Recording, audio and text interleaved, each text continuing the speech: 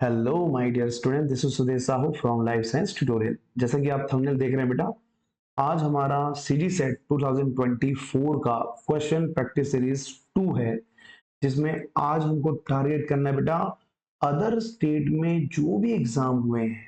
ठीक है, other state में जो सेट एग्जाम हुए हैं उनके भी क्वेश्चन पेपर को मैंने प्रैक्टिस कराऊंगा, ये प्रॉमिस किया था। तो ये सेशन उनके लिए बेटा जो पीवाईक्यू प्रैक्टिस करना चाहते हैं, बहुत ही इंपॉर्टेंट क्वेश्चंस है। कई चीजें, कई टॉपिक हम थ्योरी में कवर नहीं कर पाते, तो क्वेश्चन बनाते हुए उसको हम कवर करने की कोशिश करेंगे। ठीक है, तो चलिए बेटा, आपके सामने सबसे पहला क्वेश्चन है, सोडियम डोडेसाइल सल्फेट का है। तो आपने नाम सुना होगा बेटा SDS PAGE, SDS PAGE, P A G E, poly acrylamide gel electrophoresis कहते हैं। तो इसी पे एक क्वेश्चन है, अच्छे से देखना, बहुत इंपॉर्टेंट है। टेक्निक समझते जाना। ये क्वेश्चन कहां से आया है तो मैं बोल देता हूं आपको, टेक्निक से आया बेटा। ठीक है, बायोकेमिकल टेक्निक्स कह सकते हैं। सोडियम डोडेसाइल सल्फेट को यूज करते हैं, बता रहा है, इसको याद कर लेना। ठीक है, while separating the protein by polyacrylamide gel electrophoresis, जिसको हम कहते हैं पेज। पेज में हम एसडीएस का यूज करते हैं जब हम प्रोटीन का सेपरेशन करते हैं। अभी क्या है बेटा, ये है तुम्हारा प्रोटीन। प्रोटीन के साथ तुमने क्या डाल दिया है, एसडीएस डाल दिया, सोडियम डोडेसाइल सल्फेट। तो सबसे पहले ये याद कर लो कि एसडीएस ना बेटा आयनिक, क्या है, आयनिक डिटर्जेंट होता है। ये आयनिक डिटर्जेंट है, नेचर इसका स्ट्रॉन्ग नेचर ऑफ डिटर्जेंट होता है और नेगेटिव चार्ज प्रोवाइड करता है बेटा। क्या चार्ज प्रोवाइड करता है, नेगेटिव चार्ज प्रोवाइड करता है। तो भैया जब भी आप प्रोटीन को सेपरेट करने के लिए जब एसडीएस को भी ऐड करोगे, तो इसमें होगा क्या कि भाई जो एसडीएस में नेगेटिव चार्ज होती है बेटा, वो इवनली डिस्ट्रीब्यूट हो जाती है आपके प्रोटीन में, ताकि बराबर नेगेटिव चार्ज ये क्या कर सके, प्रोवाइड कर सके, और आसानी से इसको हम आइसोलेट कर सकते हैं। ठीक है, तो यहां पे देखते जाओ क्या क्या करता है। यदि यहाँ पे दिया हुआ डेटा, तो चारों ऑप्शन को हम मैच कर लेते हैं बेटा। It help in the solubilization of protein making it easier to separate, मतलब घुलनशील बना करके अलग करने में काम आता है। ठीक है, it binds to the protein and confer the uniform negative charge. ये देखो, यूनिफॉर्म नेगेटिव चार्ज बराबर भागों में क्या कर देगा, इसको ये डिस्ट्रीब्यूट कर देगा। ठीक है, नेगेटिव चार्ज को बराबर भागों में क्या कर देगा, डिस्ट्रीब्यूट कर देगा। And move during the electrophoresis, मुझे ये वाला सेंटेंस सही लग रहा है। ठीक है, ये डिक्रीज करता है सरफेस टेंशन को, ये तो बहुत गलत है। स्टेबलाइज द प्रोटीन, प्रोटीन को स्टेबलाइज करने का काम नहीं करता है, नेगेटिव चार्ज को इवनली डिस्ट्रीब्यूट करने का काम करता है। तो यहाँ पे एक सेंटेंस आप इवनली पुट कर लेंगे, और इन 1 2 3 ये तीनों पॉइंट को आप अपने कंटेंट में नोट कर लो कि कभी भी सोडियम डोडेसाइल सल्फेट आता है तो ये बंदा करता क्या है। ठीक है, तो इनका मेन काम एक तरह से ये प्रोटीन को डीनेचर भी करता है ना। प्रोटीन को पहले डीनेचर करेगा, और डीनेचर करने के बाद इक्वली नेगेटिव चार्ज को क्या कर देता है, डिस्ट्रीब्यूट कर देता है। ठीक है, तो ये बेटा हमारा पहला क्वेश्चन, पहला क्वेश्चन का आंसर आपने देख लिया है। आप भी बनाने की कोशिश करो, फिर जब आपको आंसर ना मालूम हो या बना चुके हो तो वीडियो को आगे बढ़ा दो, मैं आपको आंसर बताऊंगा, आप अपने आप को चेक करोगे कितने आप बेहतर हो। ठीक है, फिर से आप सभी से रिक्वेस्ट है बेटा, मेरा एक यूट्यूब चैनल है जिसका नाम है सुदेश सर बायोलॉजी। आपके प्यार और सपोर्ट से नियर बाई 500 सब्सक्राइबर होने वाले हैं। उसी चैनल में मैं पीजीटी के लेक्चर प्रोवाइड करूंगा। ठीक है, तो पीजीटी का वीडियो लेक्चर यदि आपको चाहिए तो आप प्लीज उनको क्या करेंगे, उस चैनल को सब्सक्राइब करेंगे। यहाँ पे मैं आपको बहुत अच्छे कंटेंट दूंगा about the PGT and NEET exam. तो अब भाई आप जो कैंडिडेट पीजीटी के हैं, तो इसके लिए आप उस चैनल को क्या करेंगे, सब्सक्राइब करेंगे। ठीक है, चलिए, थैंक यू वेरी मच, आगे बढ़ते हैं। हमारा सेकंड क्वेश्चन, अब यहाँ पे देखो बेटा, एक तो ना ये जो लाइन है वो स्टार पॉइंट बना लेना, अपने कॉपी में नोट करो। साइटोकैलासिन डी करता क्या है? Inhibit the formation of microfilament. समझ रहे हो? मतलब जो तुम्हारा साइटोकैलासिन डी है, ठीक है, साइटोकैलासिन जो डी है वो इनहिबिट करता है, इनहिबिटर है, ठीक है, inhibitor of what? Microfilament formation. मतलब ये बंदा जो है वो फिलामेंट बनने के प्रोसेस को क्या कर देगा? रोक देगा, ठीक है। तो ये नहीं बन पाएगी। अब यहाँ पे दिमाग लगाओ कि भाई माइक्रोफिलामेंट जैसे कि एक्टिन मायोसिन हो गया, ठीक है, एक्टिन हो गया, मायोसिन हो गए, तुम्हारे माइक्रोट्यूब्यूल्स हो गए, ठीक है, माइक्रोट्यूब्यूल्स होंगे और माइक्रोफिलामेंट्स होंगे। ये सभी हमारे कॉन्ट्रेक्टाइल प्रोटीन के एग्जाम्पल में आता है, ठीक है। तो ये लाइन तो आपको नोट करना ही है कि बेटा साइटोकैलासिन डी जो है इनहिबिटर है माइक्रोफिलामेंट के फॉर्मेशन का। अब क्या बोल रहे हैं कि साइटोकैलासिन डी इनहिबिट करता है माइक्रोफिलामेंट के फॉर्मेशन को। इनमें से कौन सा काम है जो इंटरप्ट नहीं होगा in the presence of this? Okay, मतलब साइटोकैलासिन डी कौन से एक्टिविटी को कुछ भी चेंज नहीं कर पाएगा? तो बेटा मसल्स का कंट्रैक्शन जो है वो एक्टिन मायोसिन से होता है, मतलब कॉन्ट्रैक्टाइल प्रोटीन यहाँ पे यूज हो रहा है, ठीक है। जैसे एमोबाइडल मूवमेंट की हम बात करेंगे, तो एमोबाइडल मूवमेंट में जो फेगोसाइटिक सेल है जो स्यूडोपोडिया बनाते हैं उनमें भी माइक्रोफिलामेंट का यूज होता है, तो ये भी अफेक्ट होगा, ठीक है। Formation of cleavage furrow following the telophase of the mitosis, जब सेल का क्लीवेज फ्यूरो बनता है तो बेटा उसमें माइक्रोट्यूब्यूल और माइक्रोफिलामेंट पार्टिसिपेट करते हैं, तो ये तीनों एक्टिविटी अफेक्ट होगा। मगर एक एक्टिविटी है जो अफेक्ट नहीं होगा, वो कौन सा है? तो तुम्हारा साइटोप्लाज्मिक ट्रांसपोर्ट ऑफ वेसिकल है बेटा। ये वेसिकल ट्रांसपोर्ट हो रहा है किसी टारगेट पे, इसमें कभी भी माइक्रोफिलामेंट या माइक्रोट्यूब्यूल की नीड नहीं होती। यहाँ पे क्लैथरीन कोटेड प्रोटीन या वैरायटी ऑफ कंपोनेंट्स होती है जो कि इसकी कोटिंग होती है, और ये टारगेट तक इसको क्या करता है? ट्रांसपोर्ट करने का काम करता है। तो यस, यही वो काम है जो बिल्कुल भी अफेक्ट नहीं होगा, इसके अलावा तीनों काम अफेक्ट होते हैं। तो इसमें एक आंसर और बन जाएगा कि साइटोकैलासिन डी क्या क्या काम को रोक सकता है? तो मसल्स के कंट्रैक्शन को रोक सकता है, हेमोवाइडल मूवमेंट को होने से रोक सकता है, और जो क्लीवेज फ्यूरो बनती है हमारे सेल में ड्यूरिंग द सेल डिवीजन, उसको भी क्या करता है बेटा? ये कम करता है, ठीक है। तो हिंदी में पढ़ना जो है मुश्किल है, आप लोग पढ़ लेना इसको, मैं आपको दोनों मीडियम में प्रोवाइड कर दे रहा हूं, ठीक है। चलिए भाई, नेक्स्ट क्वेश्चन है बेटा अबाउट द जेनेटिक ड्रिफ्ट। तो जेनेटिक ड्रिफ्ट तो हमने पढ़ा है बेटा आपके इवोल्यूशन वाले टॉपिक में, और मैंने बताया था स्मॉल पॉपुलेशन में, ठीक है, स्मॉल पॉपुलेशन में जो चेंजेस होती है, जो म्यूटेशन होता है, उसी को, ठीक है, हम क्या कहते हैं बेटा? तुम्हारा जेनेटिक ड्रिफ्ट कहते हैं। तो जेनेटिक ड्रिफ्ट से यदि आपने डिटेल में उसको पढ़ा हुआ है तो क्या इनमें से गलत है, हम चेक करते हैं बेटा। Genetic drift can cause allele frequency to change at a random, yes of course. Mutation जो होता है वो एक तरह का क्या प्रोसेस है?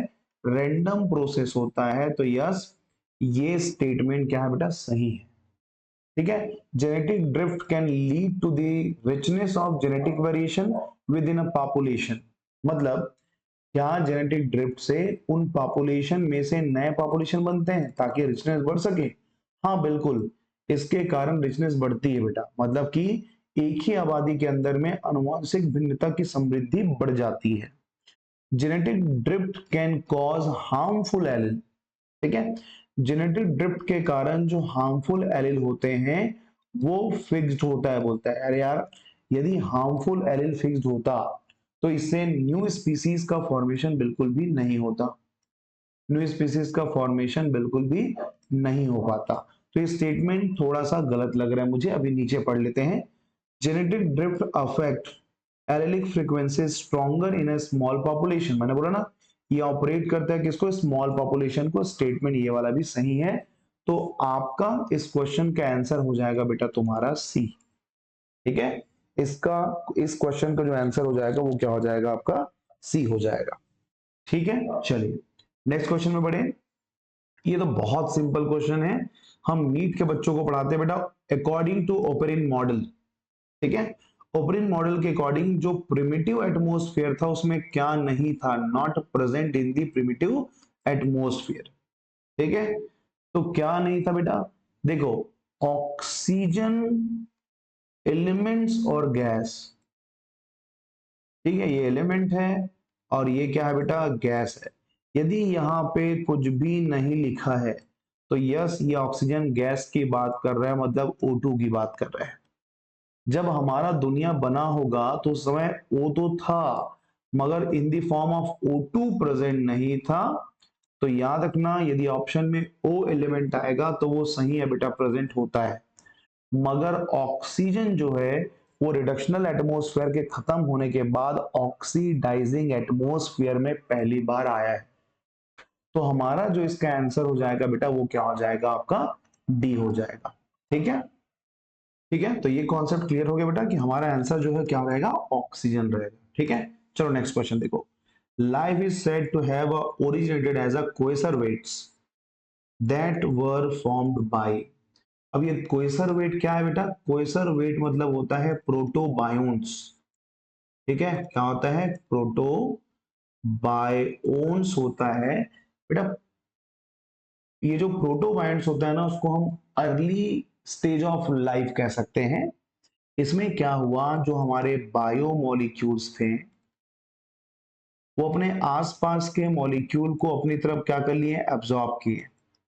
और एब्जॉर्ब करके, जैसे ये हमारा बायोमोलिक्यूल एग्रीगेट हो गया, एब्जॉर्ब करने का मतलब एक तरह से पॉलीमराइजेशन हो गया। और पॉलीमराइजेशन होने के बाद में लिपिड बाइलेयर से ऐसा घिरा गया, तो इसको हमने कहा बेटा प्रोटोबायोन्स। ठीक है, इसी प्रोटोबायोन्स को आर्टिफिशियली बनाया है, आर्टिफिशियली फॉर्म्ड, ठीक है, प्रोटोबायोन्स, जिसको हम कहते हैं बेटा कोइसर वेट। ठीक है, इसको हम क्या कहेंगे, कोइसर वेट्स कहते हैं। तो यहां पे आंसर जो आ जाएगा कि अपने आसपास के एटमॉस्फेयर के कंपोनेंट को अपनों तरफ अट्रैक्ट करना और एग्रीगेट करना, तो ये आंसर आ जाएगा आपका पॉलीमराइजेशन। जितनी चीजें मैं बता रहा हूं उसको आपको नोट करना है, क्योंकि ये जो है बेसिक बायोलॉजी के क्वेश्चन है। ठीक है, तो ये आपका बन जाएगा पॉलीमराइजेशन एंड एग्रीगेशन से। चलिए भाई, when a taxon is restricted to a particular geographical region then it is called। ठीक है, कोई टैक्सॉन है जो कि विशेष भौगोलिक क्षेत्र में रहता है, सीमित रहता है, हमारे एरिया में नहीं आता, तो उसे क्या कहते हैं बेटा, उनको हम कहते हैं स्थानिक या फिर एंडेमिक एनिमल कहते हैं। ठीक है, स्थानिक या फिर क्या कहेंगे, एंडेमिक एनिमल। जैसे कि न्यूजीलैंड की बात करते हैं, न्यूजीलैंड की बात कर लेते हैं, तुम्हारा ऑस्ट्रेलिया की बात कर लेते हैं। ठीक है, इन दो जगह पे आपको क्या मिल जाता है, कंगारू मिल जाता है। मगर इसके अलावा दुनिया में आपको कहीं भी कंगारू नहीं मिलेगा। तो वो स्पीसीज को हम क्या कहते हैं बेटा, इंडेमिक स्पीसीज के नाम से जानते हैं। ठीक है, SCID डिजीज के बारे में आप जानते होंगे बेटा, सीवियर कंबाइंड इम्यूनोडिफिशियंसी डिजीज है किसको, माइस को, जिनके पास क्या नहीं होगा, तो बेटा SCID। ठीक है, SCID में एक्चुअल में क्या होता है, वो जीन जो आपके मेनली टी सेल है ना, ऑप्शन में मेन बी सेल और टी सेल दोनों दिया हुआ है, मगर मेनली हम लेके चलेंगे प्रायोरिटी बेसिस में टी सेल, एंड देन हम लेके चलेंगे बी सेल। इनका प्रॉपर प्रोडक्शन जो लेवल होती है, मैचुरेशन जो लेवल होती है, वो क्या हो जाती है, कम हो जाती है। मतलब जो पेशेंट SCID डिजीज है, स्किड डिजीज से यदि ग्रसित है, तो उनके बॉडी में तुम्हारा ह्यूमरल और सेल मीडिएटेड इम्यून रिस्पांस दोनों के दोनों कमजोर हो जाते हैं। इसका मतलब ये है कि उनके पास ना तो बी सेल है और ना ही टी सेल है। ठीक है, तो याद रखना, इस बीमारी से जो मेनली अफेक्ट होता है हमारी बॉडी में, वो बी सेल और टी सेल है। ठीक है बेटा, ये बॉटनी का क्लासिकल क्वेश्चन आप बोल सकते हैं। रोसेला जो लाइकेन है वो किन सोर्स के रूप में काम आता है, एक दो बायोलॉजी के एग्जाम में मैंने ये क्वेश्चन देखा हुआ है, बहुत काम की चीज है। याद रखना बेटा, रोसेला को एज अ डाई के फॉर्म में यूज करते हैं, ठीक है, डाई के फॉर्म में यूज करते हैं, तो आंसर आप यहां लेना डाई, इसको रटना पड़ेगा, ये क्वेश्चन ऐसा अलग से कॉन्सेप्ट समझ के बनाने वाला नहीं है बेटा, ठीक है। चलिए नेक्स्ट क्वेश्चन है, seasonal activity of cambium leads to, अब ये एकदम क्लासिकल में से आ गया, ठीक है, इसको अवॉइड करेंगे तो भी चलेगा, बट पीवाईक्यू में आया है तो मैं इसको कवर कर रहा हूँ, ठीक है। तो बेटा जो सीजनल एक्टिविटी ऑफ कैम्बियम की बात होती है, ये कैम्बियम क्या डेवलप करता है, तो ये बंदा जो है वो पोरस वुड का फॉर्मेशन करता है, और साथ में रिंग पोरस वुड का भी क्या करता है, फॉर्मेशन करेगा। तो ring porous and diffuse porous wood दोनों का फॉर्मेशन करने के लिए रिस्पॉन्सिबल होता है आपका seasonal activity of cambium. Okay, तो ये हो गया तुम्हारा 9th नंबर का क्वेश्चन।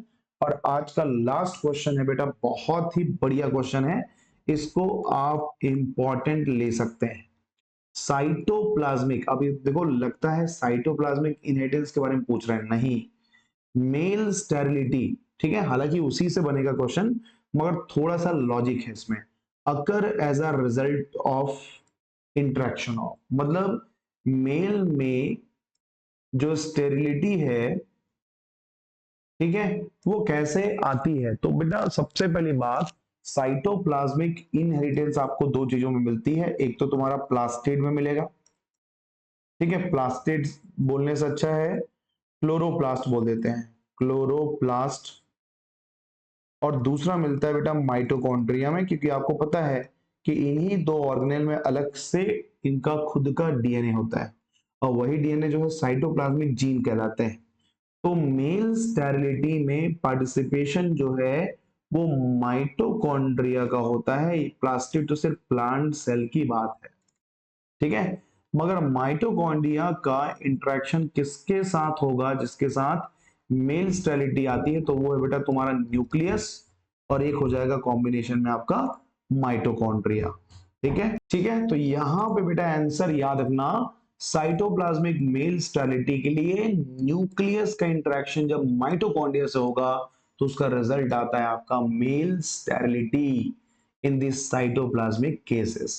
ओके, सो ये रहा आज का 10 क्वेश्चन, इसको अच्छे से याद कर लेना। नेक्स्ट 10 जो 10 क्वेश्चंस होंगे वो आपको मैं नेक्स्ट डे प्रोवाइड करता हूं, ठीक है। तो चलिए बेटा मिलते हैं नेक्स्ट वीडियो के साथ।